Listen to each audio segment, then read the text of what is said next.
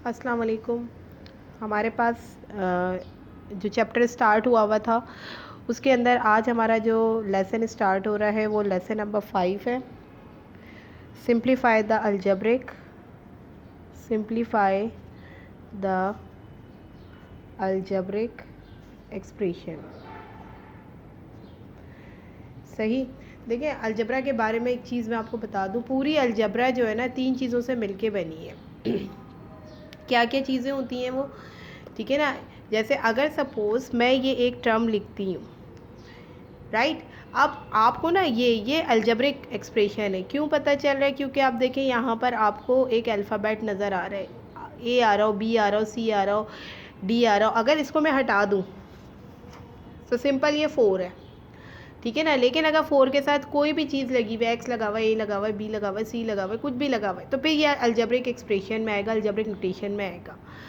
अब सवाल ये पैदा होता है कि देखिए, अलजबरा के अंदर जो हमारे पास स्ट्रेटजी होती है वो थोड़ी सी डिफरेंट इस हवाले से होती है कि अगर हम तो प्लस करते हुए ये देखते हैं ना, जैसे सिंपल से अगर मैं आपसे बोलूँ ये लिखा है 4 + 2 + 6 + 7, आप सिंपल बोलोगे मिस ये तो लाइक फ्रैक्शन है, टीचर लाइक फ्रैक्शन है, ये इन सबको प्लस करेंगे या आंसर लिख देंगे, ठीक है ना। अगर मैं यही चीज़ इस तरह लिख दूँ 4x + 2 + 6x + 7, अब आप सोचोगे आप इन सबको प्लस नहीं कर सकते। क्यों नहीं कर सकते? क्योंकि यहाँ देखो ये और ये दोनों तो एक जैसे हैं, बट ये दोनों जो है ना इसके बराबर नहीं है, ठीक है। यानी यहाँ एक्स नहीं लगा हुआ, यहाँ एक्स नहीं लगा हुआ। अगर यहाँ पर भी एक्स लगा हुआ होता ना तो आप इन सबको प्लस करके लिख सकते थे। तो अलजबरा के अंदर एक्चुअली आपको यही चीज़ देखनी होती है कि अगर आप सवाल देखो, असल में आप जो मिस्टेक कर रहे हैं ना मोहम्मद रहीम, सिर्फ आपको ना सवाल को पिक करने में, समझने में मसला आ रहा है, सॉल्व करना आपको आ रहा है। आप सवाल समझ के, क्योंकि अभी लास्ट टाइम जब मेरी आपसे बात हुई थी तो आपने मुझसे कहा कि टीचर क्विज़ में आया था, तो मैंने अपने टीचर से कम्युनिकेट किया और उनसे मैंने पूछा सर ये बता दें ये डिस्ट्रीब्यूटेड, आप सवाल पढ़कर खुद समझें कि यहाँ पर मैं कौन सी प्रॉपर्टी लगाऊँ, मैं क्यूमुटेटिव लगाऊँ, मैं एसोसिएटिव लगाऊँ, मैं डिस्ट्रीब्यूटिव लगाऊँ, या मैं सिर्फ इसको इवैल्यूएट करूँ, ये डिसीजन आपने लेना है। तो आप ना सवाल को एक दफ़ा पढ़ने के बाद दोबारा पढ़ा करें, फिर गौर करो कि इसमें क्या पॉसिबिलिटी हो सकती है, ठीक है। क्वेश्चन पढ़ना सबसे पहले आपके स्किल्स में आता है। अगर आपने क्वेश्चन पढ़कर समझ लिया ना तो फिर आपको सवाल समझ लें सॉल्व करना तो आता ही आता है, तो सोल्यूशन तो आपको आ रहे हैं, सिर्फ आपको मसला आ रहा है कि आप क्वेश्चन नहीं समझ पा रहे कि भाई इस क्वेश्चन के अंदर मैं क्या करूँ। तो ये चीज़, इस चीज़ के ऊपर थोड़ा सा काम कर लो, सही। अब जैसे यहाँ पे मैंने अभी आपको बताया कि इस तरह का सवाल है, अब अगर आप यहाँ पे ये करोगे ना कि 4x + 2 + 6x + 7, ये गलत हो जाएगा। ये क्या हो जाएगा? गलत हो जाएगा। क्यों? क्योंकि ये इस तरह से सॉल्व नहीं होता। लेकिन अगर सवाल इस शक्ल में 4 + 2 + 6 + 7, ये सारे के सारे प्लस होके आ सकते हैं, समझ रहे हैं? तो ये चीज़ आपने अपने जहन में रखनी है। पेज नंबर 388 है हमारे पास, एग्जाम्पल नंबर 1 है। कोई मुश्किल चैप्टर नहीं है, आसान है, और ये मैं बता दूँ ये एग्ज़ाम में ज़रूर आएगा। Identify the term like terms,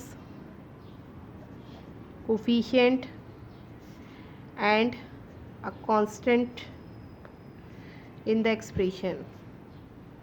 और मैं बहुत आसान करके कोशिश करूँगी कि आपको आसान से आसान टेक्निक से सिखा सकूँ ताकि आपको जो है वो मसला दरपेश ना हो, ठीक है। ये एक अलजेब्रिक एक्स, जैसे मैंने अभी आपको ऊपर एग्जांपल दी ना, तो अब आप देखें अगर मैं एन हटा दूँ, ठीक है ना, तो आप बोलोगे टीचर ये तो बड़ा आसान है, 6 को 7 के साथ, 7 को 4 के साथ प्लस करना है। लेकिन चूंकि यहाँ पर यहाँ एन है, यहाँ एन है, यहाँ एन है, समझ रहे हैं बात को, तो 4 के साथ नहीं है, तो ये एक साथ सारे प्लस नहीं हो सकते। अब इसमें हम निकालेंगे सबसे पहले टर्म्स क्या है हमारे पास, क्या टर्म दी हुई है पहले वो लिखें आप, 6n 7n माइनस का 4 प्लस का n, ये लिख लिया।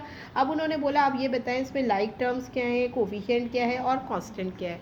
तो ये चीज़ आपको अलजबरा में पता होना है। जब देखें सबसे पहले लाइक टर्म्स का मतलब होता है जो एक जैसी आपको नज़र आ रही है। अब देखो इस सवाल के अंदर क्या चीज़ आपको एक जैसी नज़र आ रही है, जिसमें n है, तो क्या हो गया 6n, ठीक है ना, 6n comma minus 7n comma, और जब देखें जब खाली हो ना, कोई भी अल्फ़ाबेट खाली है, एन लिखा हुआ है, तो इसका मतलब इसका कोफिशिएंट भी क्या होगा?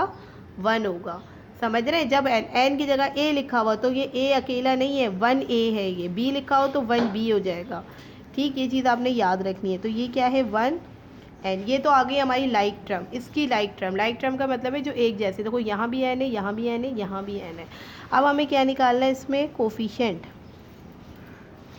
कोफिशिएंट क्या होता है, जो इस अल्फ़ाबेट के साथ, इसे असल में बेस या वेरिएबल भी कहा जाता है, ठीक है ना, जो इसके साथ लफ्ज़ लिखा हुआ, जो इसके साथ डिजिट लिखे हुए होते हैं, वो हमारे क्या कहलाते हैं, कोफिशिएंट कहलाते हैं। अब जैसे यहाँ पर क्या क्या एन के साथ क्या लगा हुआ है, 6, एन के साथ क्या लगा हुआ है, माइनस का 7, एन के साथ क्या है, 1, तो ये आ गए हमारे कोफिशिएंट। अब क्या बचा हमारे पास, खाली कांस्टेंट। कांस्टेंट वो होता है जो कि बिल्कुल खाली है, ये देखें, क्या इसके साथ एन है, नहीं है, और अकेला है, तो ये क्या है हमारे पास, कांस्टेंट आ गया।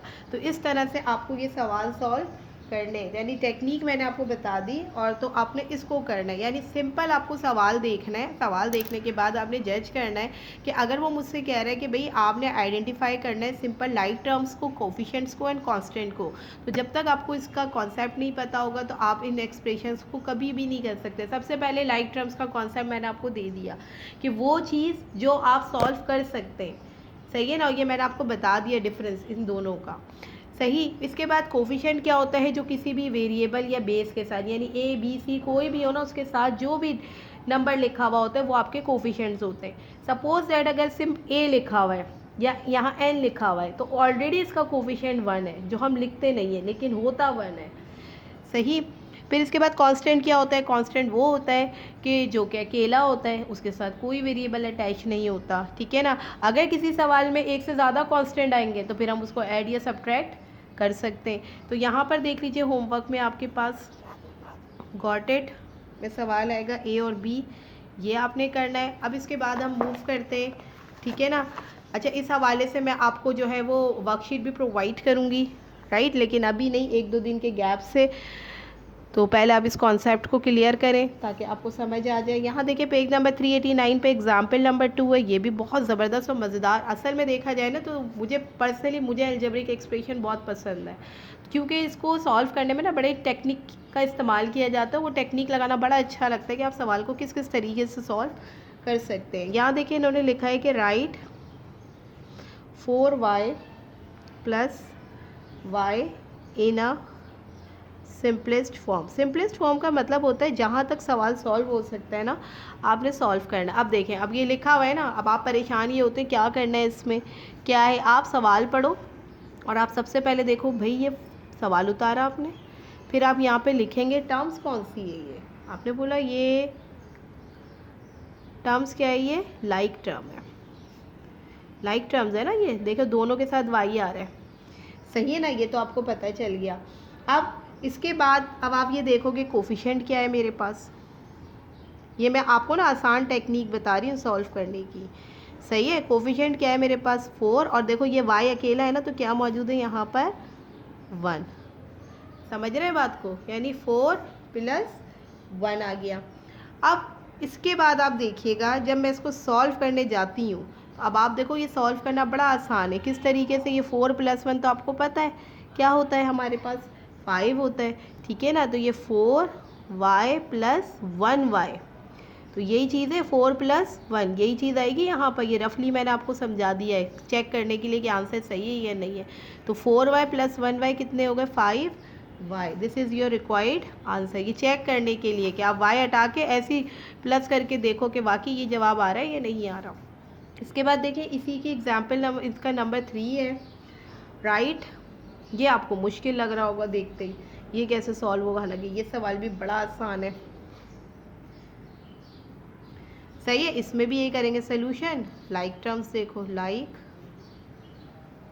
टर्म्स, लाइक टर्म क्या है इसमें, देखो ये x है, ये x है, 7x - 7x, ये एक जैसे, ये भी लाइक टर्म्स है। एंड अब देखो -2 और +6, ये भी लाइक है, क्योंकि ये भी एक ही जैसे है ना, ये सॉल्व हो सकते हैं। लाइक टर्म्स का मतलब ये होता है जो सॉल्व हो सकते हैं। तो यहाँ देखो अगर से -2 होता, सही है ना। तो सिर्फ -2 कांस्टेंट होता है, लेकिन चूंकि -2 के साथ एक और नंबर भी दिया +6, इसके आगे एक और भी होता, 3 लिखा होता, 4 लग, कितने भी होते तो वो भी लाइक होते, क्योंकि आप उसे सॉल्व कर सकते हैं। ठीक है, जिसे हम सॉल्व कर सकते हैं वो हमारा लाइक टर्म होता है। और जो अगर अकेला होता है और उसके साथ कोई भी अटैचमेंट नहीं होती, ना ए लिखा होता है ना बी लिखा हुआ होता है, यानी कोई भी अल्फ़ाबेट नहीं होता, तो वो हमारा कांस्टेंट ऑर्डर होता है। एंड -2 +6, सही है ना। ये दोनों हमारे पास आ गई लाइक टर्म। इसका मतलब आप इन्हें आसानी से कर सकते हैं। अब देखो 1 बाय 1, ये 7x, ये -2, ये -7x +6। अब आप देखें, अब आप ना जो x वाले ना उनको एक तरफ कर लो, ये आपको आसान टेक्निक बता रही हूँ मैं। अगर आपने देखा भाई ये x है ये x है, यहाँ कुछ नहीं है तो क्या निशान है प्लस का। तो एक चीज़ एक जैसी हो, लाइक टर्म हो, लेकिन एक प्लस में और एक माइनस में हो तो वो कट जाती हैं। तो उसका आंसर क्या आ गया आपके पास 0। यानी आपकी बुक के अंदर इन्होंने बहुत लंबा प्रोसीजर बताया है, मैं आपको एक शॉर्ट मेथड भी बता रही हूँ, आंसर आपका उससे भी आ जाएगा।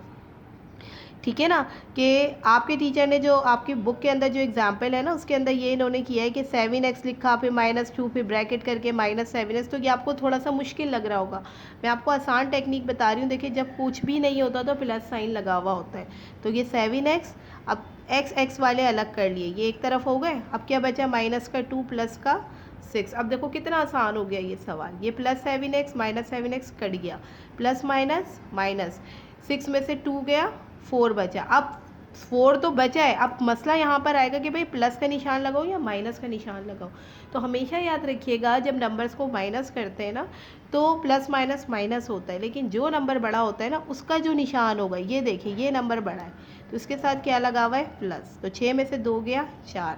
अब देखिए 0 को प्लस किया 4 के साथ, तो आंसर आ गया आपके पास 4। ये सबसे आसान टेक्निक है।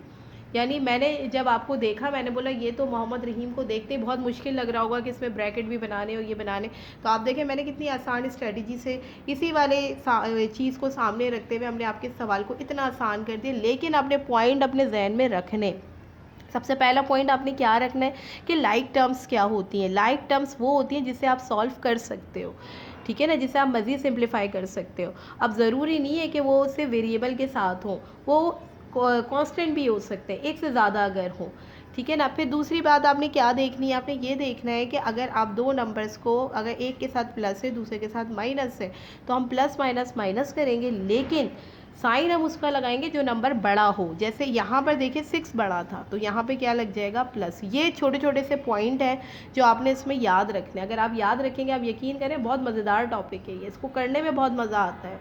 मैंने आपसे शेयर किया ना कि पर्सनली टीचर का बड़ा ये फेवरेट टॉपिक है, तो मुझे इसकी बहुत सारी टेक्निक्स भी पता है।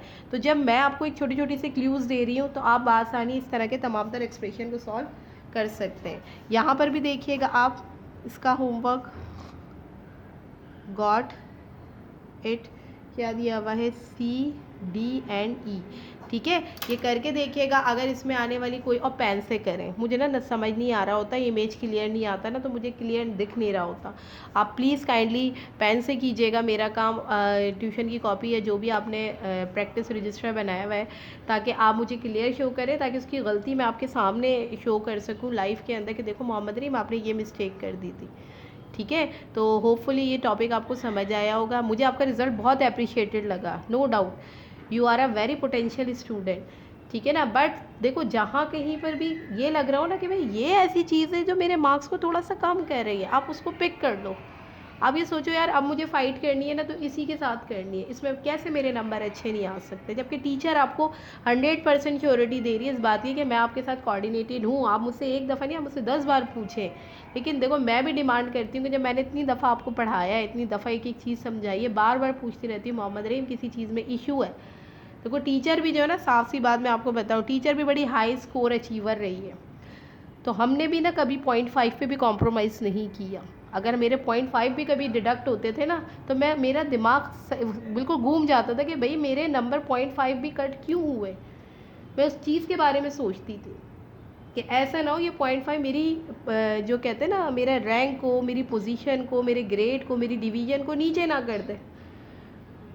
तो मैं तो 0.5 के लिए जंग लड़ती आई हूँ हमेशा से, और अभी तक मुझे मेरी कोशिश ये होती है मेरा स्टूडेंट भी मेरी तरह हो, वो ये सोचे कि भाई मेरे नंबर अगर जिस चीज़ में कम आ रहे हैं ना, मैं तो इसके साथ ज़बरदस्त फाइट करूँगा कि भाई इसमें कम आ क्यों रहे हैं, और साथ देने के लिए टीचर मौजूद है आपका।